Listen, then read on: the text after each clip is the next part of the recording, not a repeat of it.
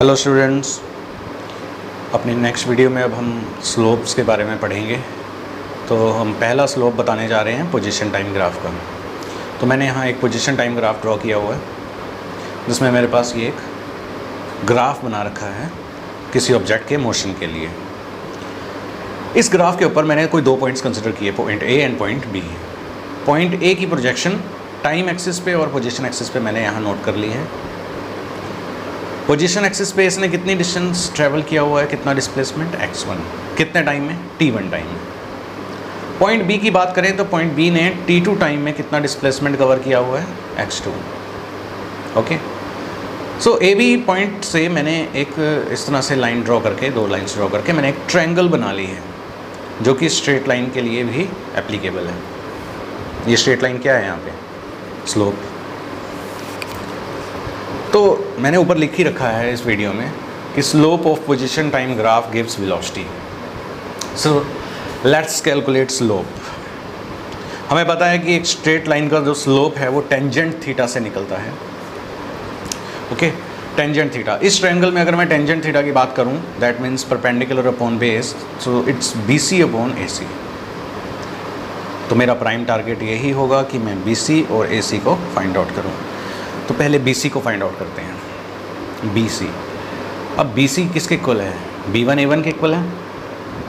अगर मुझे ये वैल्यू कैलकुलेट करनी है, मुझे ये पता है कि x2 ओरिजिन से लेके B1 तक की डिस्टेंस है या डिस्प्लेसमेंट है, और A1 तक का डिस्प्लेसमेंट x1 है। तो ये डिस्प्लेसमेंट कितना हुआ, x2 माइनस x1, ठीक है ना।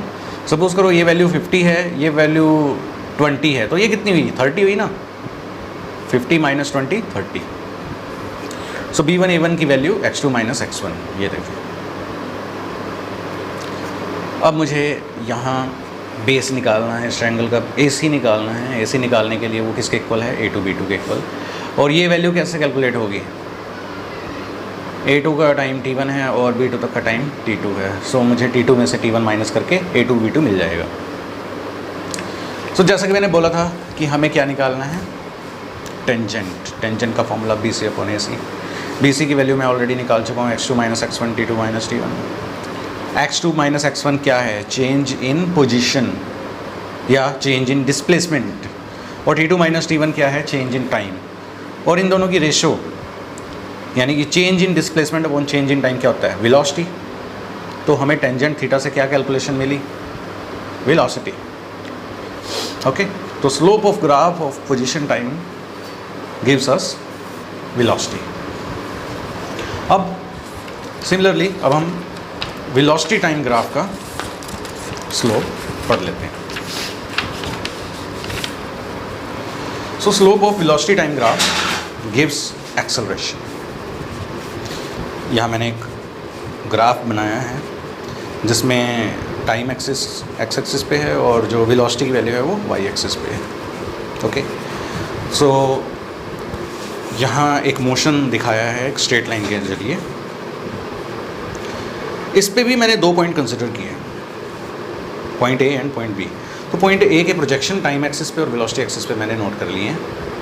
वेलोसिटी एक्सिस पे वो है A1 और टाइम एक्सिस पे वो है A2। B पॉइंट का प्रोजेक्शन टाइम एक्सिस पे B2, वेलोसिटी एक्सिस पे B1। तो इसका भी स्लोप फाइंड आउट करते हैं।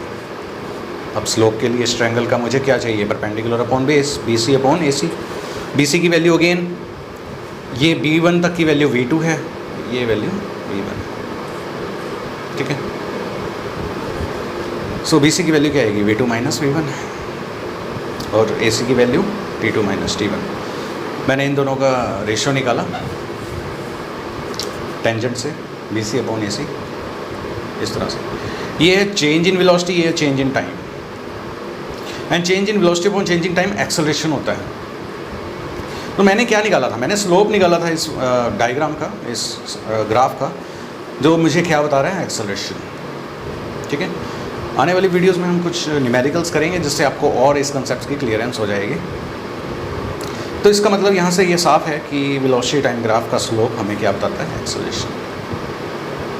और अगर मैं इसी ग्राफ का एरिया निकालूँ, इस ट्रायंगल का अगर मैं एरिया निकालूं तो वो मुझे क्या बताएगा, डिस्प्लेसमेंट बताएगा।